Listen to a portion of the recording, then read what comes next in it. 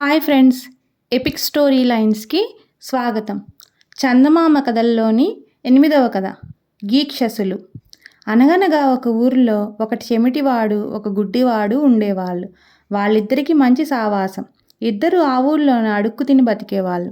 కానీ ఒక్క ఊళ్ళో ఎన్నాళ్ళు దొరుకుతుంది వాళ్ళకు భిక్షం. అందుకని ఆ ఊరు వదిలి దూరదేశాలు పోయి బతుకుదామని ఇద్దరూ కలిసి బయలుదేరారు. దోవలో గుడ్డివాడు చెమిటివాడితో, ఇదిగో చెమిటి మామ, మనమిద్దరం ఒక మాటకు వద్దాము. నేను విన్నదల్లా నీకు చెబుతాను, నువ్వు చూసిందల్లా నాకు చెప్పు. మనకు దొరికిందల్లా చెరిసగం పంచుకుందాము అన్నాడు.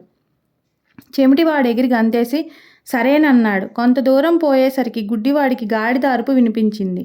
ఇదిగో ఇక్కడ దగ్గరలో ఎక్కడో గాడిద ఉంది, దాన్ని పట్టుకు తీసుకెళ్ళామా మనకి ఏది దొరికినా దాని మీద వేసుకోవచ్చు అన్నాడు. చెమిటివాడు గుడ్డివాడు చెప్పినదేమనో పోయాడు.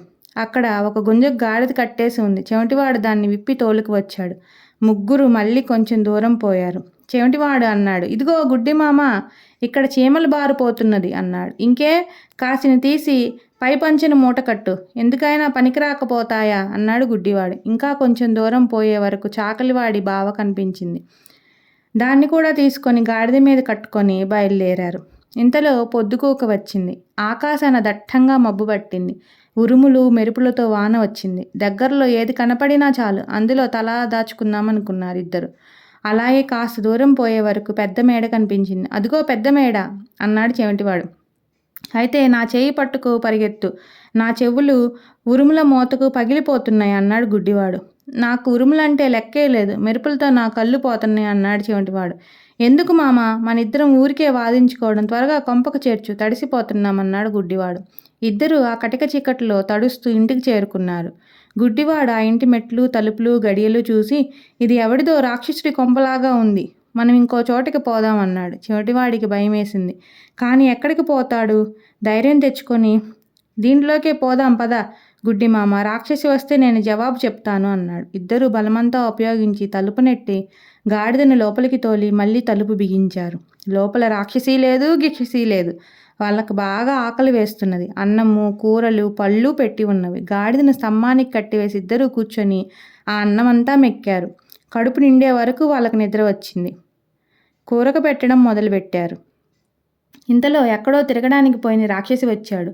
తలుపులు బిగించి ఉండే వరకు వాడికి కోపం వచ్చింది. ఎవడ్రో ఈ లోపల, తలుపు తీస్తారా, మిమ్మల్ని పచ్చడి చేయమంటారా అని కేక వేశాడు. ఆ కేకతో గుడ్డివాడికి మెలకు వచ్చింది. గజగజ వణుకుతూ చెవిటివాడిని లేపి, విన్నావా ఆ కేక, రాక్షసి వచ్చాడు అన్నాడు. నాకు వాడి కేకలంటే లెక్కే లేదు, నువ్వు ఊరుకో, నేను జవాబు చెబుతాను అన్నాడు చెవిటివాడు. రాక్షసిని దబాయించాడు. ముందు ఎవడు పోయి నువ్వు హాయిగా నిద్రవే వాళ్ళనిచ్చి లేపుతున్నావు? నేనా రాక్షసుణ్ణి, ఇది నా ఇల్లు, తలుపు తీయకపోతే మీ ప్రాణాలు తీస్తానన్నాడు రాక్షసుడు. అప్పుడు నువ్వు రాక్షసుడివైతే మేము గీక్షసులం ఏమనుకున్నావు, మేము రోజు రాక్షసులనే తింటాం అన్నంలో అన్నాడు చెవిటివాడు బిగ్గరగా. రాక్షసికి ఆశ్చర్యం వేసింది. ఏమిటి, మీరు రాక్షసులను తినే గీక్షసులా? ఏది పొట్ట చూపించండి, నేను నమ్ముతాను అన్నాడు రాక్షసుడు. అయితే కిటికీ దగ్గరికి రా, చూపుతాను అన్నాడు చెవిటివాడు. రాక్షసి కిటికీ దగ్గరికి వచ్చే వరకు గుడ్డివాడు చాకలి బాణా తీసుకుపోయి కిటికీకి అడ్డం పెట్టాడు. రాక్షసి ఆ బాణా తడిమి చూసి, అయ్యయ్యో ఎంత పెద్ద పొట్ట, అయితే బాబోయ్ మీ తలకాయ కూడా చూపుతారా అని అడిగాడు రాక్షసుడు. గుడ్డివాడు గాడిదను లాక్కు వచ్చి కిటికీ ముందుకు నిలబెట్టాడు. రాక్షసుడు గాడి తడిమి చూసి బాబోయ్ అనుకున్నాడు లోపల. కానీ బయటకు కనబడనివ్వకుండా, బాబు మీ అరుపు కూడా కాస్త వినిపిస్తారా అని అడిగాడు. గుడ్డివాడు మూటలో ఉన్న చీమలను తీసి గాడిద చెవిలో పోశాడు. గాడిద తల అల్లల్లాడిచి బిగ్గరగా చెవులు పగిలిపోయేటట్టు ఓండ్రబెట్టింది. పాపం రాకాసికి హడలు పుట్టి ఆ అర్ధరాత్రే అడవిలోకి పారిపోయాడు.